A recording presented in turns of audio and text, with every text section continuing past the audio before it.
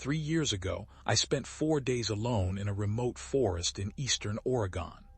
On the last night, I heard something moving beyond the ridge.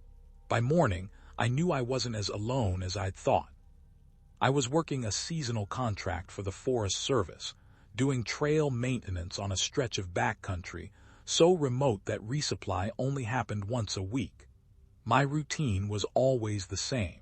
Up at 6, boots on, bear spray clipped to my hip belt, radio checked even though I knew it wouldn't reach anyone out there. I'd hike a section, clear deadfall off the trail, repaint a marker where the old paint had faded, log my GPS waypoints for whatever needed a real crew later. By the 4th day, I'd fallen into that rhythm you get when you're alone long enough. That night I camped in a clearing near a dry creek bed, about 2 miles off the main trail.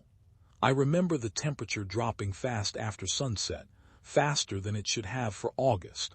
I was heating water for coffee when I heard an engine, a low mechanical sound, somewhere below the ridge, gone almost as soon as I noticed it. I sat there for a minute with the pot in my hand, trying to decide if I'd actually heard it or if my ears were just tired from a long day of wind. I didn't think much more about it. I finished my coffee, logged my notes for the day, and went to sleep. In the morning, I found tire tracks, fresh ones, cutting through the dirt about 60 yards from my tent in a spot where there is no road. Not an old logging road, not a fire access route, nothing on any map I'd ever seen for that section. Just tracks pressed deep, like something heavy had come through recently and turned around. I stood there a long time looking at them before I kept working. The second night I heard voices somewhere in the distance, carried toward me by the wind, breaking apart before I could make sense of them. A few words, a short laugh cut off fast. I couldn't tell how many people there were. Could have been 2, could have been more. Then somewhere below me a dog barked once, sharp and sudden. And then nothing. I killed my headlamp and stayed still. Then a flashlight beam swept across the tree line below my camp. It moved slow, unhurried, the way someone moves when they're not searching, they're confirming. It crossed over a rock, over a fallen log, and then it stopped, dead center, on the trail marker I had repainted that morning. It held there for 3, maybe 4 seconds. Then it swept away, toward the exact line of trees my tent was pitched behind, and went dark. I didn't wait to see if it came back on. I packed only what I needed.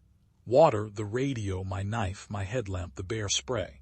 I left my tent standing, left half my food, left anything that would slow me down or make noise.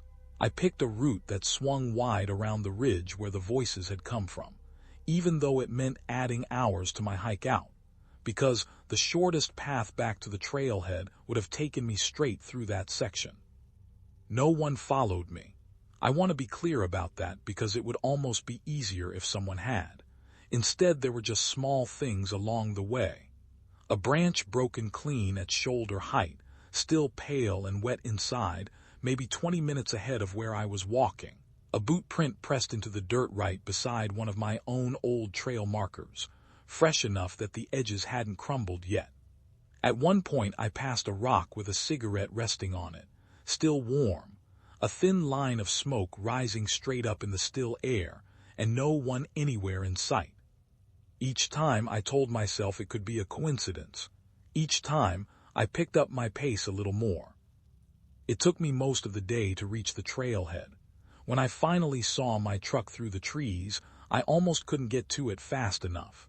The truck itself was untouched, doors locked, nothing broken, exactly how I'd left it 4 days earlier. But sitting on the hood was the coffee pot I had left back at my campsite. I never touched it.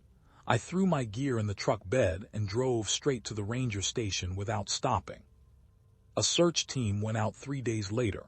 They found signs that people had been living in that area for some time, cleared brush, a hidden cache of supplies, tire tracks matching what I'd seen. But they couldn't connect any of it directly to the voices or the flashlight from that night. No one was arrested.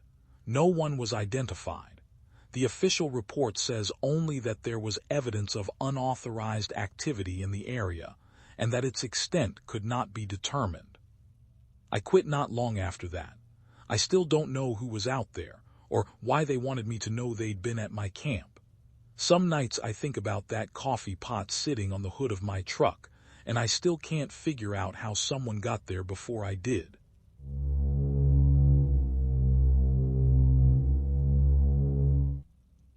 If you ever drive through rural Texas at night and your GPS reroutes you off the highway onto some county road you've never heard of, do yourself a favor. Call someone first. Tell them exactly where you're headed. Because I didn't, and to this day, I don't fully understand what I walked away from. I was driving from Amarillo to Albuquerque, cutting through the Panhandle a little after midnight. I'd been on the road 12 hours for a job that fell through anyway, and I just wanted it over with. My GPS said there was construction ahead on the interstate and rerouted me onto a county road that would save close to 40 minutes. It was a real road. It showed up fine on the map. I just hadn't heard of it, and neither had anyone I've asked since. The highway narrowed fast. No streetlights, no reflectors, barely any paint left on the asphalt. Flat land stretched out on both sides. No fences, no farmhouses. Nothing to break it up except the occasional shape of a grain silo way off in the distance. No other cars passed me the entire time. I remember turning the radio up, not because anything was wrong yet, just because the quiet was starting to feel heavier than it should have. About 40 minutes in, my dashboard flickered. Then it flickered again, and the engine started losing power like it was struggling to keep running. I eased off onto the shoulder, and the engine finally just quit. I tried to restart it. Nothing happened, not even a click. No signal. I checked 3 times, walked a few steps in either direction like that would somehow help. I sat there for close to an hour before headlights appeared behind me, still a good distance off. When they got close enough, a truck pulled up and a guy stepped out. 50-ish, work jacket, ball cap, the kind of guy you'd expect to find behind a hardware store counter. He said he lived a few miles up the road, and that a tow truck wouldn't make it out this far until morning at the earliest. Said I was welcome to wait at his place instead of sitting in a dead car all night. Nothing about him seemed off. His voice was calm, ordinary, a little tired sounding, like most people are at 1 in the morning. He asked how long I'd been driving, and I told him, and he just nodded like that confirmed something he already suspected. Then he asked if anyone knew I was out this way. I said my brother did, which wasn't really true, and he just said, "Good," and got back in the truck like the answer mattered to him more than it should have. I got in with him. On the drive he mentioned, almost in passing, that there's no cell service for about 8 miles in either direction out here, had been that way for years. The county never bothered fixing it. Small talk, but it stuck with me, the way he said it so easily, like he'd said it to someone before. His place turned out to be a long metal building, the kind used for equipment storage, standing alone with no house anywhere near it. He explained he used to run cattle, converted part of the building to live in, because heating a whole house wasn't worth it for one person. That's a real thing people do out there. I've confirmed that since, but it still surprised me walking in. The main room was ordinary. A couch, a mini fridge, a propane heater, a workbench with tools hung along the wall. It looked lived in, not staged, not creepy on its own.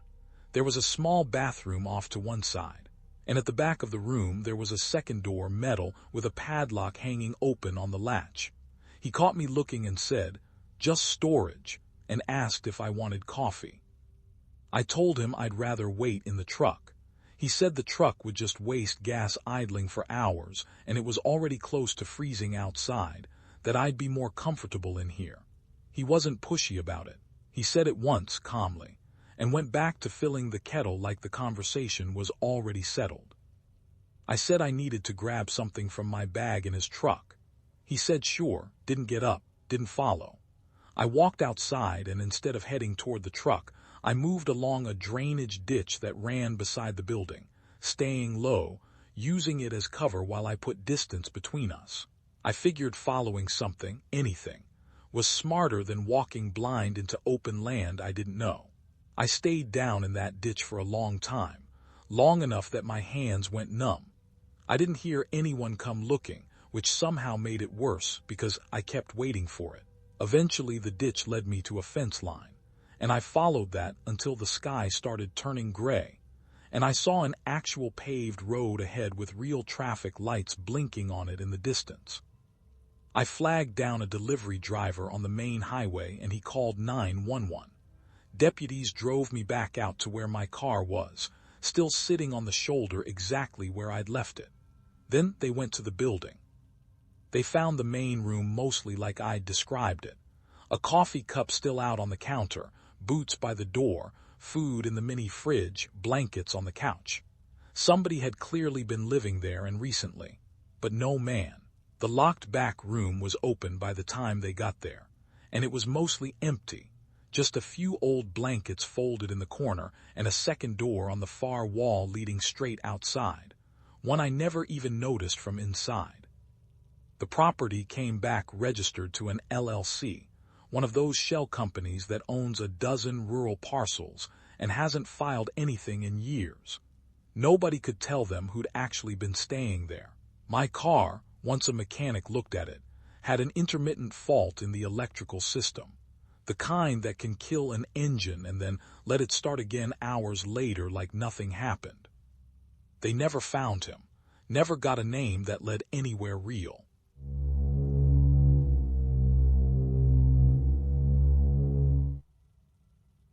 I broke down on Highway 95 in Nevada back in October, about 40 miles past Hawthorne, and I still don't have a good explanation for what happened that night. I've told this story to maybe 5 people, and every time I leave something out because it sounds insane when I say it all at once. So I'm just going to tell it the way it happened. I was driving home from a work thing in Reno, heading south, and it was already dark by the time I hit the long stretch where there's nothing but scrub, brush, and mountains on either side. My car started losing power around mile marker 214. I remember the number because it's printed on a green sign right where I pulled over. The engine just kept losing speed until I couldn't keep it above 20, and eventually it stalled out completely on the shoulder. I figured it was the alternator. It had been acting up for a couple weeks, dash lights flickering, that kind of thing, and I'd been meaning to get it looked at. So my first instinct wasn't fear, it was annoyance. I sat there for a minute, popped the hood, even though I don't know anything about cars, just to look busy. Then I got back in, put the hazards on, and called my friend to tell him I'd be late. The call connected fine at first, then started breaking up, the way it does out there when you're bouncing between 2 weak towers. He caught enough to know I'd broken down and where roughly I was, and the call dropped before I could tell him the mile marker. I figured I'd try again in a few minutes once I got a better signal, and texted him the number instead, since texts seem to go through even when calls won't. For the first half hour, nothing happened. Trucks passed every so often, headlights sweeping across the inside of my car, engines fading out again. I had a hoodie in the back seat and reached back to grab it. That's when I noticed my phone charger, the one that's usually plugged into the console, was lying on the passenger seat instead. I didn't think much of it. I probably knocked it loose reaching for something earlier. I plugged it back in and kept waiting. Maybe 20 minutes after that, I stepped out to look under the hood again, mostly just to have something to do with my hands. When I came back around to the driver's door, I noticed footprints in the dirt on the shoulder, right near the back tire. Not tire tracks, actual shoe prints like someone had stood there for a bit. I hadn't walked back there myself. I told myself a trucker had probably pulled over earlier to check on me while I was under the hood and just left when they saw I was on the phone. It made sense, people do that. I got back in and locked the doors, which felt a little silly since I'd been getting out and in freely for the last hour, but I did it anyway. I tried my friend again.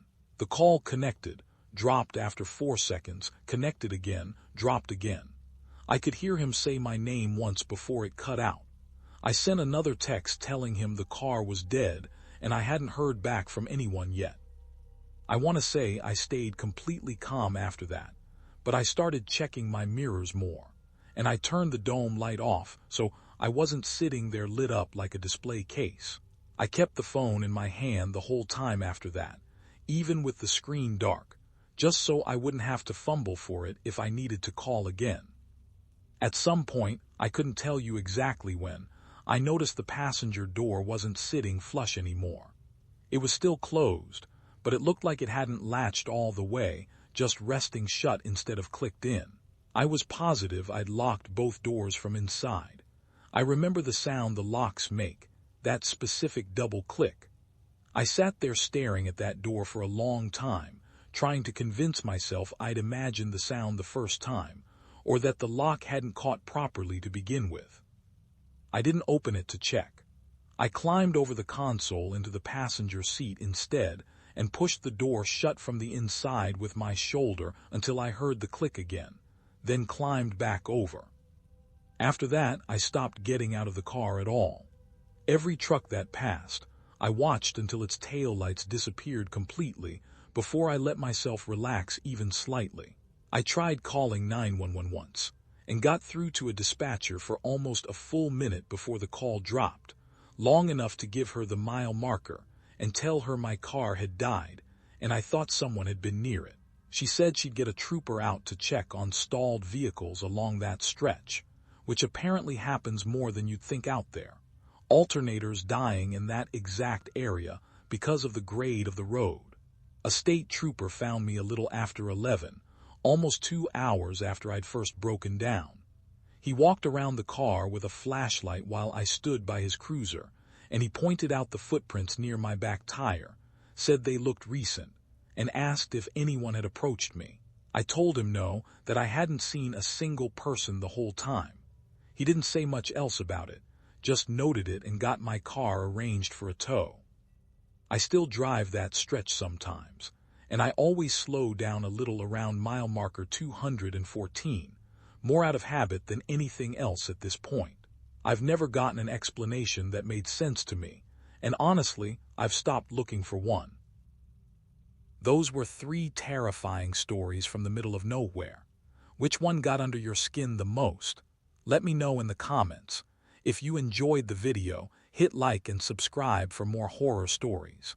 And remember, sometimes the most dangerous places are the ones where nobody can hear you.